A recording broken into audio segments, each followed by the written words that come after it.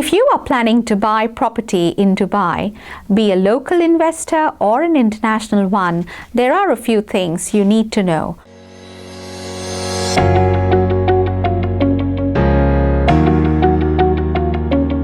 Elaine, welcome.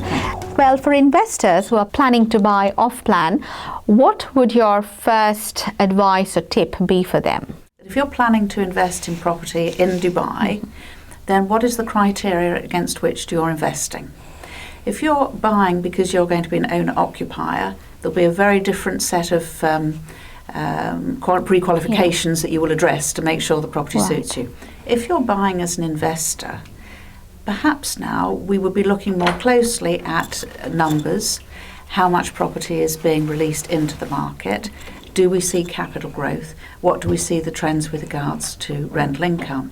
So buying property off plan, whilst the payment terms can be and appear very attractive, the amount of due diligence that's needed is far greater than buying a property that's actually completed. Do I go to banks? Is that the place who do the due diligence, or there are valuation companies who do it? I would propose that you would use a lawyer who will make sure that the paperwork is in order. Now, paperwork will come to our ownership documentation, proving that the person who's selling the property to you is indeed the seller, ensuring that the property through the NOC from the master developer will confirm that the property that you've been presented with is actually fully approved, the paperwork is all in order, asking the Homeowners Association, can you please tell us what the debt situation is? Are there any outstanding debts? Is there something to be concerned about? What is the status of the Homeowners Association? So they're very basic things. Then you go to the wider circle and have someone, maybe it would be a property valuation company, to actually give you a greater insight into what else is already built, going to be built, what are the change in dynamics in that neighbouring area. And the amount of due diligence that has been done here over the past few years has been shockingly little.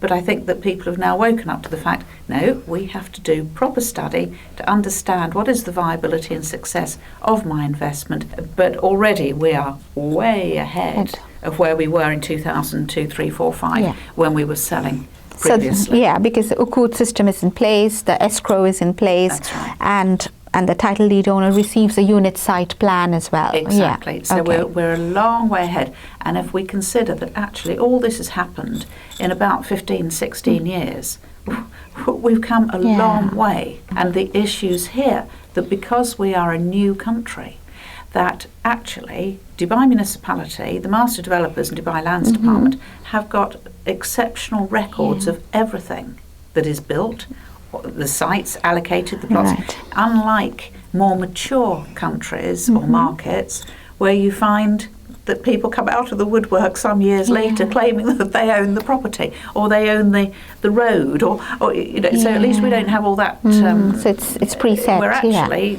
lucky from that standpoint. It's a much cleaner industry in knowing who owns what and where precisely that property is. Landlords are now kind of interested to put in their homes on short-term rent, and but would you advise them, how would you advise them to look at the other sides and the loopholes and to have their checks and balances in place? Short-term rental will depend on, now, are we talking about an individual villa somewhere, or are we looking at a building? Because when you buy your property, the jointly owned property declaration will make it quite clear as to whether you are allowed to sell that property for short-term rent, or if you're allowed to operate as a short-term rental. And you'll find that in most of the more private communities, just not permitted. And that comes down to security. And let's not forget, one of the most valuable parts of living here is the high level of security. It is so important to us. So when properties are rent out on a short-term basis, the due diligence on who is that person. And I accept and acknowledge that people's passports do have to be sent through to the police within 15 minutes of checking in. Great.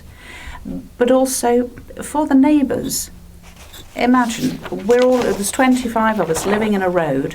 We know 20 of the families, they're there all the time. And then 5 houses have got people that we don't know, who just sort of pitch up and are there for a week or two. It impacts the whole thing. And in buildings it's the same.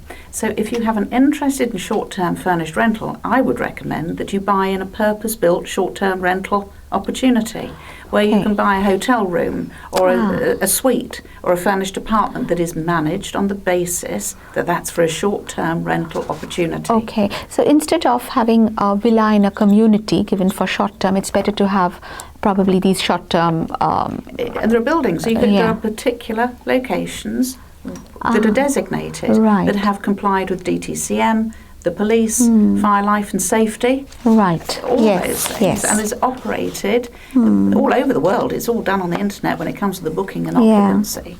But, you know, all these things have consequences. So if you're going to do short-term furnished, you buy in a project that is designated for short-term rental, go with it. Great.